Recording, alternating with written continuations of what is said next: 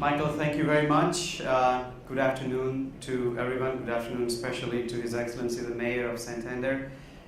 Good thing is that we have His Excellency in the audience, but the bad thing is I had almost healed all my scars working for another mayor in 3.5 years since I left the city, and now I can remember all my days when my mayor used to call me in the office and ask me, Hardik, I want to see that camera feed in that school of City of Chicago in my Joint Operations Center.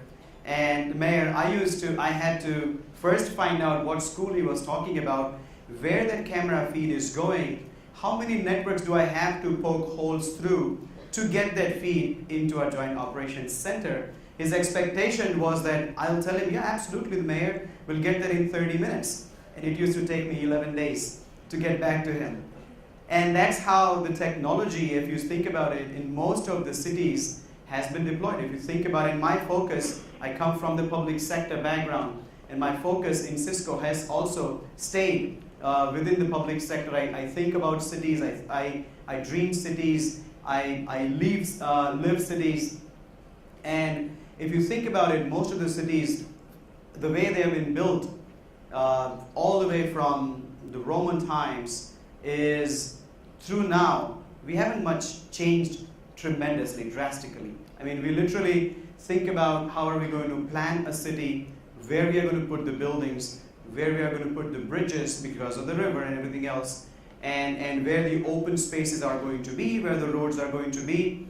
And that's how we design the cities. That's how we have been designing and building the cities until a few years ago, when we started thinking about how can we make cities smarter? How can we make cities more energy efficient? How can we make them more smart and connected? And that's where we started working closely with the city planners, with the mayors, and with the architects and master planners across the city to think about technology not as an afterthought, but technology as a forethought. When you're planning the city, make sure that when you plan that road and bridge and building and everything else, also think about the underlying technology infrastructure, both horizontal and vertical, and make sure that we are building the cities that we're building in the 21st century are built for the 21st century and beyond, 22nd, 23rd, and going forward, because we don't want to keep building these cities in the 20th century.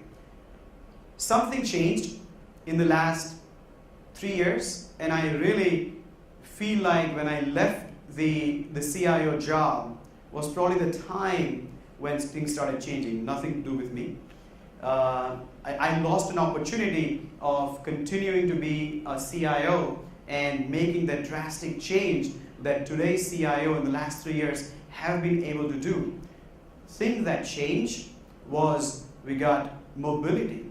Tremendous amount of it just completely changed. When Cisco talks about 50 billion devices getting connected, it not just includes our iPhones, iPads, and computers. It talks about every small bit of device that can get connected. We got cloud, so now we can access everything from anywhere in the secure manner. And then we got this tremendous apps revolution. So we can, again, I can find my parking spot, I can find whatever I want to find. Most of the times now, I don't have to go back to my laptop. I can do things mostly on my smart devices, phone or an iPad. And the last thing that started changing, and it's not new, I mean, since 1998, all of us know the term Internet of Things was coined all the way back in 1998, but the cloud mobility the network basically started changing that. And what that did is, this might be a repetition for you, some of you who have seen the Cisco presentations yesterday, but basically what happened was we became with the likes of Libelium and with the likes of Streetline, with the likes of the companies that started building sensors and putting those sensors into devices and things, we could start connecting things that were so far unconnected. I mean, think about a parking spot.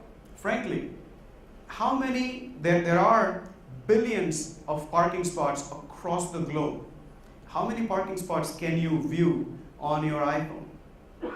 Chicago, City of Chicago has 44,000 on-street parking spots.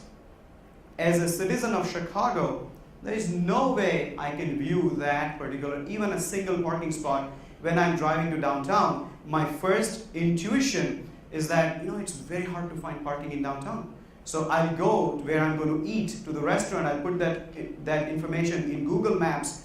Google Maps will tell me, Hardik, you're going to go to Randolph and Dearborn to that restaurant, and that's where you're going to eat. Perfect, great. It will tell me exactly what the traffic is with Waze acquisition, and I tell whoever I'm going to go with for dinner, so I'll be there at 8 o'clock. Traffic is about 45 minutes. I leave at 7:15. I should be there at 8 and be there. But then I realized, I reached at the intersection where the restaurant is. That's not where I was supposed to be. I was supposed to be at the nearest available parking spot because that restaurant did not have valet. If I would have that at my fingertips, then I could plan my trip in a much better manner. And that is exactly what is happening. So it is going to then, if once I have that, and cities have now started building those things, once I have those 15 minutes that I would have been spending in looking for that parking spot will not go unproductive for me. So that will become my productivity improvement. And the value that we are seeing, the $19 trillion, is derived from these kind of things. It comes from the savings that I will generate as an individual, the productivity gain that I'll get, the GDP improvement that we'll see for that city, for that nation, for the globe. Also, the companies like Libelium, like Streetline, many others are creating this new innovation, creating the new jobs, creating the value, the overall GDP. That's what, and then the city of Chicago obviously will get some more revenue because I'll go find parking on the street as opposed to trying to find into a parking garage. And then again, the food would be so good, the conversation would be so great that I'd be late getting back to my parking, and I'm sure they'll put a ticket on me. So revenue generation, that's where the $19 trillion value would come from. But you have heard this. And GE talks about $15 trillion, Cisco talks about $19 trillion. Big numbers, big value generation, big value at stake. But how do we, sitting in this room and across the globe, who are in the business of Internet of Things, and when I say business, it's not just Cisco and not just private businesses, even the mayor is in the business of the Internet of Things because he is the one who has to provide these innovation to his citizens, because Santander wants to attract the young population. Santander wants to attract the talent that wants to call Santander their home. And they would only do that, this generation especially, will only do that if the quality of life that Santander is offering to them is equivalent to any other city that they would go to, or better. And that's why when I say that in the business of IoT, when I say collaboration is necessary from the entire ecosystem, what we mean is not just the ecosystem of private sector partners. It includes the customer, it includes the finance, it includes the non-profit organization. So when we say that we are enabling this new industry, we talk about 5 pillars. We talk about the visionary leadership, which we have in the room. We talk about the global open standards. You don't know, this trip, I'm going to 7 different cities in 3 weeks, and I need 1, 2, 3, 4 different kinds of power plugs in my backpack. Because everywhere I go, I need to have that adapter to charge my whatever device I'm carrying with. So we need those global open standards as we start developing and putting more and more sensors and chips into these things. We don't want to end up in a mashup of protocols that we want to then worry about how are we going to connect, how are we going to IPIs these things. We need smart regulations, we need public-private partnerships along with the approval of people, and then we need a new ecosystem. Let's talk about the first 3, the visionary leadership, global open standards, and some smart regulation.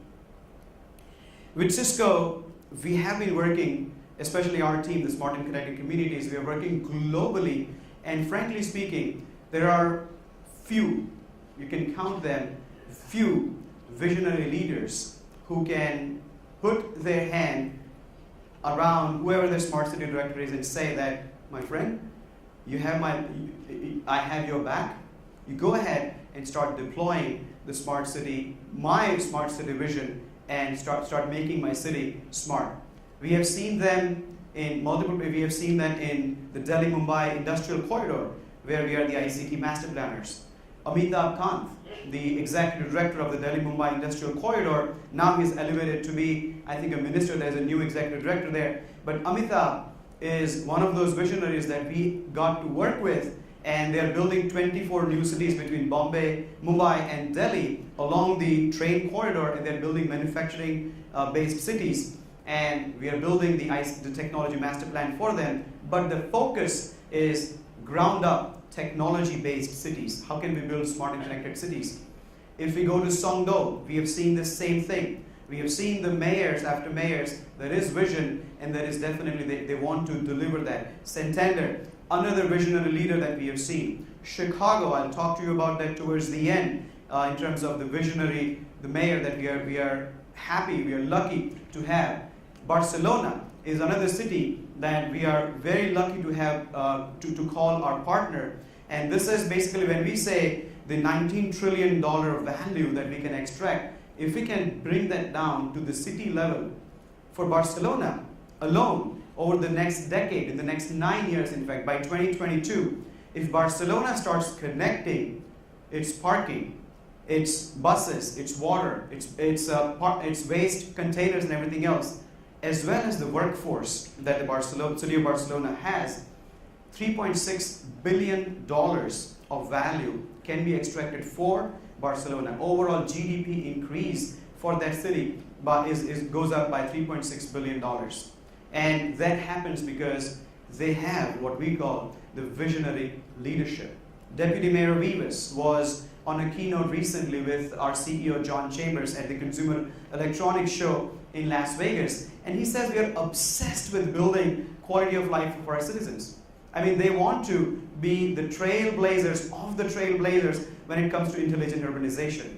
And they have done that. They have done that right mayor after mayor. The governments have changed, but they've continued at the renovation of the District 22 Act, creating 44,000 new jobs and 1,500 new companies that they have created.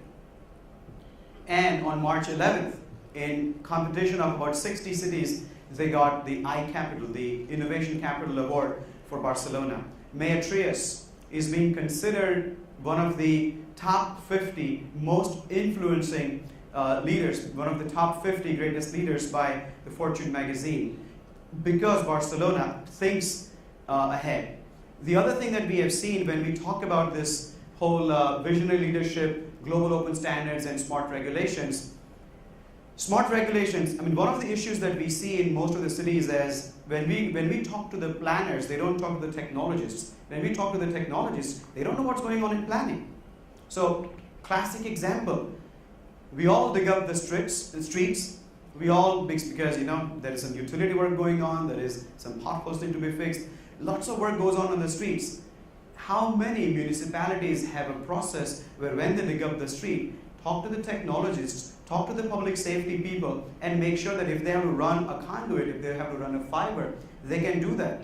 The toughest time, Chicago, I mean, we generally, as soon as a new road is paved, somebody comes in and digs it up. But if at that time, a simple regulation, and if the technology department is informed that this small thing has happened, it's quite easy to create that connected network that we have to happen.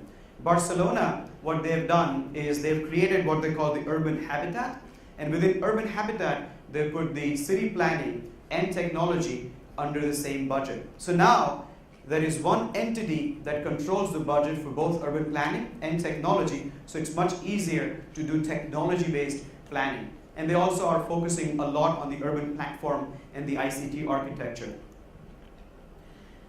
The last two components, and this is again very important for the people that are sitting in this room as well as people in the IoT industry. The first thing is the public-private partnership.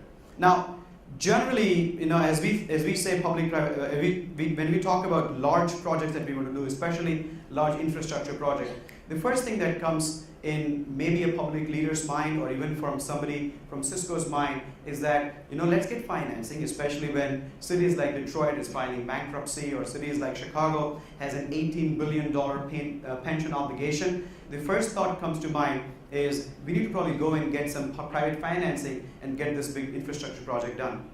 However, there are 28 different ways of getting a public sector project funded. I mean, it starts from issuing the general obligation bonds all the way down to leveraging there's so much money available already, whether it is tax increment financing dollars and so many other. Public-private partnership becomes, the traditional PPP becomes just one of the ways. So when I say the ecosystem needs to collaborate, even the financiers like the Chase, like the Citibank, like the World Bank, they need to work with the private sector companies like Cisco. They need to work with the governments like Santander or Chicago or Barcelona or Copenhagen and make sure that we are all helping each other to find the best way, to find the best value of money that we can spend for that large infrastructure project. Examples, in Barcelona, what we did was we went to Cisco Capital and we asked Cisco Capital that, we want to build this big Barcelona network, and Abertis is the service provider in that area. Cisco Capital basically funded Abertis to build the entire network in the city of Barcelona. So that's one way of looking at that. So the entire CapEx model for Barcelona turned into OpEx. So now Barcelona basically takes service for that network that's built on per a monthly basis as opposed to building and putting a big bill of building that particular network. We've also seen, just an example, and parking can be applied to streetlights, can be applied to water distribution network, can be applied to many other large infrastructure projects, but we have seen that even in parking management, which has been, I think, probably one of the industries that refuses to change or did not change for a long time, and now it is changing so quickly that it is very hard to keep track of what is happening. So parking, a lot of places, Citibank is financing a company called Streetline or many other partners, and so they'll put entire CapEx on the table. They'll put the entire parking management technology network in place, and then they will charge the customer on a monthly per space fee. That is not just it. Then they would also say, you know what, frankly, I'm not going to charge you even that. Let me charge you for the uplift. So I'll help you with dynamic pricing and give you revenue share to that. Because if certain spaces are most in demand, then you can increase, and in certain time frame, then you can increase the price for that time frame, for that spaces, and then you can get revenue share from it. Not just that. Parking data is so important. I mean, just knowing how the parking is used, just knowing which part of the city is most in demand at what time, that data is so much in demand in many other places, Google, Yelp, real estate brokers, and so many other places. Start taking that data and start making some money out of the data. So there are multiple new revenue models that are also emerging as we think about the public-private partnership and the people aspect of it. There are multiple ways that we can skin this cat. I'm not going to go through all of these, but there are many other ways. There is lease, bond sale, the build, operate, transfer, so many different models that are there when we think about how this ecosystem is going to build these Internet of Things based cities. One of the examples is in Chicago, what we call the Chicago Infrastructure Trust. So those who know how US functions know that the cities are the ones that are actually nearest to the citizens in most of the places. And the federal government, because of the partisan issues, is pretty much broke. I mean, mayors basically know that not a lot of support is going to come from the federal government. So Mayor Emanuel in Chicago created the Chicago Infrastructure Trust and invited private sector banks to come in, and then they created a board which would, if I walk into Chicago Infrastructure Trust with a great proposal, they would evaluate my proposal, and if I have come in with financing, they would open it up for others to see if they have a similar matching proposal they can match with. If not, they will say, all right, Hardik, finance this project, do it for me, and then obviously I'll take the risk to building that project. And Chicago Infrastructure Trust, they just did this big energy efficiency retrofit in the buildings, and now they're looking at the streetlight infrastructure retrofit outside. So there are some different ways of doing that. And the other key thing is the private sector. I mean, I talked about the government, I talked about the financiers, I talked about others, but even the private sector, we all know that this is not a game that one person can play. It's a team sport. Internet of Things is like football, like soccer, like cricket. It's a team sport. I mean, we need the catcher, we need the pitcher, we need the fielders, we need everybody else. Similarly, as it comes to the Internet of Things, look at the entire vertical. We need people who create sensors. We need people who create analytics. We need people who create applications. We need people who create infrastructure and deploy infrastructure. It's a team sport that we need to play to make sure that we as a team is basically the victors. And as you can see, there are multiple areas that Cisco obviously partners, and we continuously seek out for partners going forward. Example, we did this Internet of Things World Forum in Barcelona in October last year, and where we only had we took 3 blocks, we put Wi-Fi coverage in those 3 blocks, and then we connected the trash cans, parking spots, traffic lights. We put some connected mobile experience in there. And just in doing that, we needed 9 partners. It was not just Cisco. We needed 9 ecosystem partners in there. So that's how important the ecosystem partnership is. So going back, again, 5 pillars. We need the leadership. We need open standards. We need smart regulations. We need partnerships. And we need the new ecosystem. Let me end this with a quick message from Chicago. So as I talked about the IoT World Forum that happened in Barcelona last year, this year's IoT World Forum is happening in Chicago. So Chicago, obviously the 3rd most populous city, 50 million tourists, and we'd love to have thousands of more coming from all across the globe to Chicago. So let me end this with the message from our mayor, Emmanuel. If I could play the video. Here in Chicago, we are committed to increasing access to high-speed internet to homes, businesses, and public places throughout the city. As we work to make Chicago one of the most connected cities in the world, we look forward to hosting Cisco Systems' 2nd Internet of Things World Forum in Chicago. Chicago is home to many Fortune 500 companies, world-class academic institutions, and talented entrepreneurs. To maintain Chicago's status as a world-class city, it is essential that we stay connected to the rest of the world. Since taking office nearly 3 years ago, my administration has made significant efforts to fortify our city's approach to technology and innovation, realizing that it is both a vital lifeline to our city's functions and a path to economic opportunity and jobs. We look forward to welcoming you to Chicago. His Excellency, the Mayor of Santander, can relate with what Mayor Emmanuel is talking about, making sure the city is most connected and everything else. But the point is, I want to make sure that you all know that there is another opportunity for us to connect, this time in the Windy City in October. And if you have any more questions about that, we are still looking for a lot of partners to come to Chicago. But again, thank you very much for this great opportunity. Thank you. Thank you, Hardik.